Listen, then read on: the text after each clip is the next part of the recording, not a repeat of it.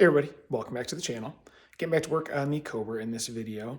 I did have a previous video regarding removing the transmission where I kind of came to the conclusion that I did not think I was going to be able to do it with the engine in the car.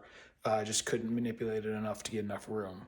After that video, I did go online and do a little researching, and now I am going to revisit the transmission because I may have found a way to get it out. It's something I thought I may have tried while I did it in the first video, but I may have not gone as far as you're supposed to. Anyway, there may be a way to clock the transmission at the right angle and be able to squeeze it back far enough. So that being said, I am going to get the camera turned around, get under the car, and walk you through what I'm going to try to do. All right, so here I am back under the car.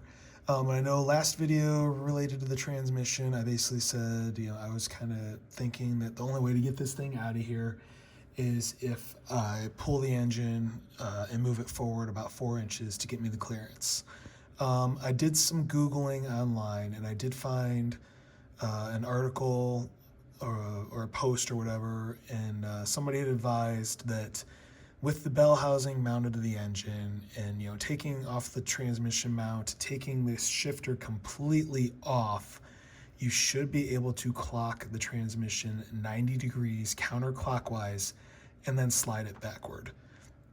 I believe I tried doing that, but I don't know if I tried doing that after I took the shifter base off. So I'm thinking that may be worth a try again before I get into the whole job of trying to pull the engine and disconnect everything and all that fun stuff. So what I'm going to do is get the bell housing bolted back onto the back of the engine, just use 2 bolts to hold it in place, and then I'm going to put the transmission back into all the way into the back of the engine / clutch, so it's flush with the bell housing, then see if I can clock it the 90 degrees counterclockwise, and maybe that will work. It's worth a shot, so I figure why not? Shouldn't take too much time, and if that does get me to the point where I can get the transmission out, all the better. So I did also see in that post that one of the things you do need to also possibly do is jack up the back of the engine, so I'll probably have a jack under here as well, and kind of monitor that for clearances and see if I have to adjust anything accordingly to get just the right amount of clearance to be able to pivot the transmission. So anyway, I will start messing around with this, and I'll be back once I have some updates. All right, so here we are. I've got the bell housing bolted back on, 2 bolts holding it in snug to the back of the engine. I put the transmission all the way back in place. You can see I can get it about a 45-degree cant, but then the base of the transmission right here starts hitting that little square tube. So what I'm going to try and do is jack the back of the engine up and see if that will get me some more clearance. I'm going to need to kind of pull it, or move it upward to get the clearance, as well as towards the tail shaft towards the driver's side, it appears. So we'll see if I'm going to be able to make this work or not. Well, there you have it. It took some wiggling and some jiggling, but the input shaft is now clear of the bell housing. And yes, you do need to go 90 degrees counterclockwise, and it should go far enough back. It just takes a lot of manipulation to get it around things. And if you look, you'll see I had to loosen my battery cable wire. So that's kind of just hanging loosely now.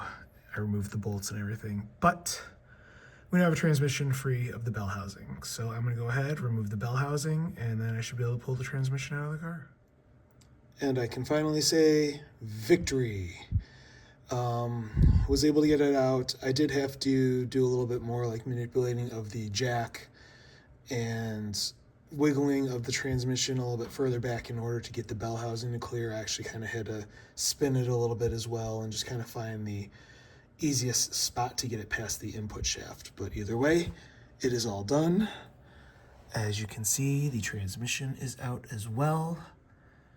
So I can now work on the process of tearing the transmission apart and doing a rebuild on it.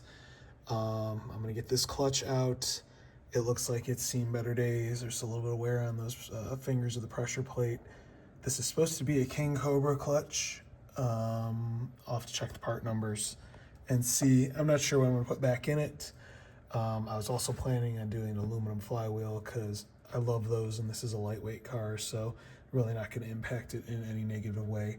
And then, of course, the oil leak. You can see how bad and how much oil is on the back of this. So there's definitely some work to be done on the back of the engine. So that is a huge step in the process. I no longer have to pull the engine, which makes me very happy.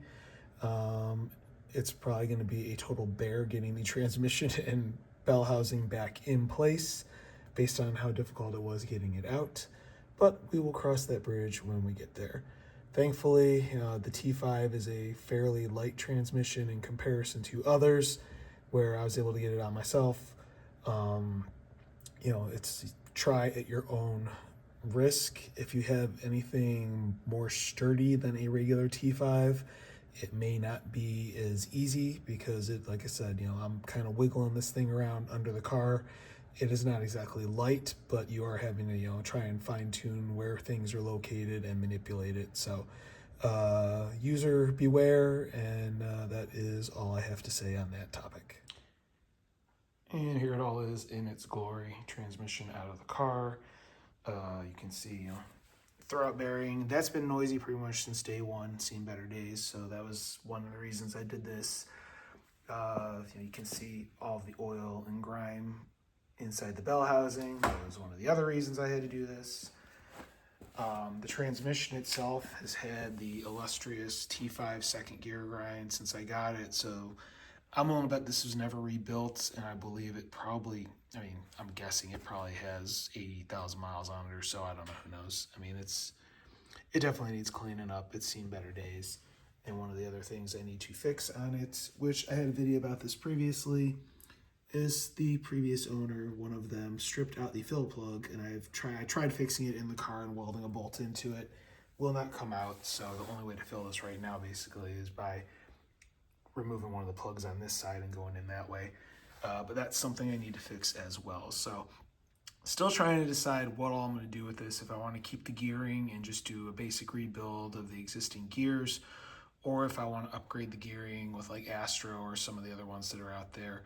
Still kind of on the fence, but there will be upcoming videos on how to rebuild the T5, whether it be with just a new synchro and bearing kit, or if it's going to be a full upgrade of the transmission. So more to come on that.